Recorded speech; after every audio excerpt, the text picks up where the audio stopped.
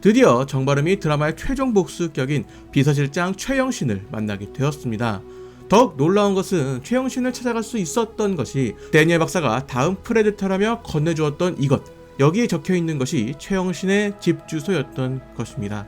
그리고 데니얼은 그녀에 대해서 최상위 프레데터라는 이야기를 했죠. 즉 그녀는 자신의 목표를 위해서 수많은 사람을 죽인 것이라 볼 수 있습니다.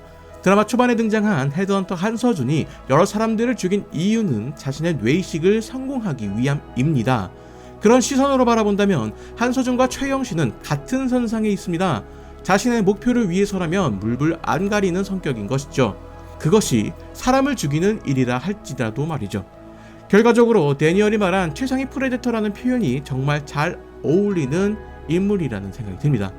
이번 19화를 통해서 오즈의 모든 것이 밝혀졌습니다. 그들의 활동 내용과 방법이 등장했는데 이런 내용이 등장하면 등장할수록 정바름이 이것을 어떻게 이용할까라는 생각이 듭니다.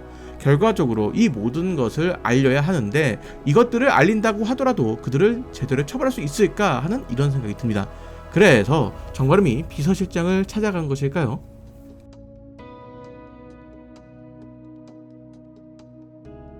결과적으로 19화에서는 거의 모든 이야기가 밝혀졌습니다. 성요한과 정바름의 출생의 비밀, 최홍주가 부모님을 찾아뵙지 못한 이야기까지 과거에 대한 의혹들은 거의 다 풀렸다고 봐야 할 것 같습니다.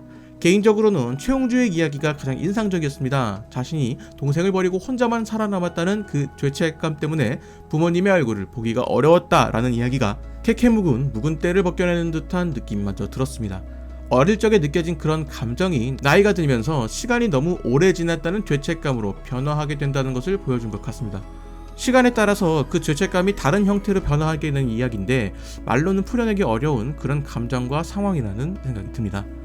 이제 앞으로 남은 것은 정바름이 알게 된 사실인 오즈라는 조직의 정체와 그들이 벌인 범죄에 대해서 처벌받게 하는 것이죠. 드라마를 보면서도 과연 오즈라는 조직이 세상에 알려질 수 있을까? 알려진다면 그들은 처벌받을 수 있을까? 라는 의문을 가지고 있었습니다. 그와 관련된 문문들에 대해서도 19화를 통해서 어느 정도 해소가 되었고 20화에서는 그들에 대한 처벌을 기대할 수 있게 되었습니다. 그것을 위해서 가장 중요한 것이 고무치를 포함한 경찰과 오봉이가 정바름과 오즈의 정체에 대해서 아는 것이 중요하겠죠. 그렇게 드라마의 비밀이 밝혀지면서 이런 의문이 생기기도 합니다. 정바름에게 잘못이 없다고 할 수 있을까? 지금까지 밝혀진 이야기로만 보면 오즈라는 조직이 정바름 모르게 살인 본능을 깨어날 수 있도록 지속적인 자극을 준 것이 밝혀졌습니다. 결과론적으로만 본다면 그것을 행한 사람은 정바름이기 때문에 정바름이 처벌받는 것이 맞습니다. 하지만 정바름은 트루먼과 같은 삶을 살아왔습니다. 자신을 제외한 거의 모든 것은 누군가에 의해서 조작된 삶을 살고 있었던 것이죠. 그렇기에 그의 인생을 이야기함에 있어서 온전히 그의 뜻대로 생각하고 움직였을까에 대해서 의문을 제기해볼 수 있다는 것이죠. 영화 트루먼 쇼의 이야기를 예로 들어보자면 트루먼이라는 인물은 물에 대한 트라우마가 있는 인물입니다. 그 이유는 과거 바다에서 높은 파도로 인해서 자신의 아버지를 잃었기 때문입니다. 트루먼은 자신이 사는 곳을 작은 섬마을이라 여겼기 때문에 육지로 나가려면 배를 타야 했고 그는 물 공포증 때문에 배를 타지 못하는 성격이 된 것이죠.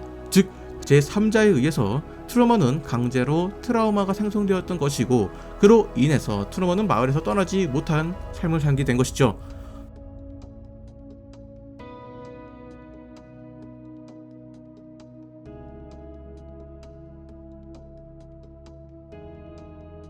정바름 또한 마찬가지라는 생각이 듭니다. 불과 기름이 있다고 하여서 무조건 기름에 불이 붙지는 않습니다. 어떤 작용에 의해서 기름에 불을 가까이 해야 하는 것이죠. 그렇기에 오즈가 개입하지 않았다면 정바름은 그저 평온한 기름과 같은 삶이었을 겁니다. 불이 붙을 염려가 있긴 하지만 불이 붙지 않는 안전한 상황에서 살았을 것이죠. 하지만 이는 단순히 정바름이 사이코패스이기 때문에 그렇다고 보기에는 어려울 수도 있습니다. 누군가가 죽도록 밉다는 감정은 누구나 한 번쯤 떠올렸을 감정이라고 생각을 합니다. 그런데 그 순간 누군가가 나도 모르게 그런 감정을 폭발시키도록 유도한 것이죠. 그렇기에 이 드라마의 결말이 상당히 궁금합니다. 드라마의 기획 의도에도 등장한 이야기와도 어느 정도 가까워진 상황에서 이런 질문들에 어떤 대답을 내릴 것인가 하는 호기심이죠. 물론 어떠한 답을 내리지 않을 가능성도 있습니다. 작가님의 전작들을 생각해보면 그럴 가능성이 높다고 생각합니다. 현실적으로는 정바름 또한 처벌을 받게 될 겁니다. 그 과정에서 최홍주 PD가 한서준에게 했던 선전포고처럼 무언가를 준비하고 있는 것으로 보이고 그 내용이 방송되는 순간을 기점으로 정바름이 체포가 되어 수감되는 상황이 그려질 것 같습니다. 그렇게 한서준과 같은 교도소에 있던 정바름이 한서준을 죽이면서 이야기가 마무리되는 그런 결말이 될 것 같다라는 생각이 드네요. 자, 그렇다면 20화에서는 이 모든 사건을 어떻게 풀어낼까요? 19화에 등장한 마지막 사건은 신상 형사의 죽음입니다.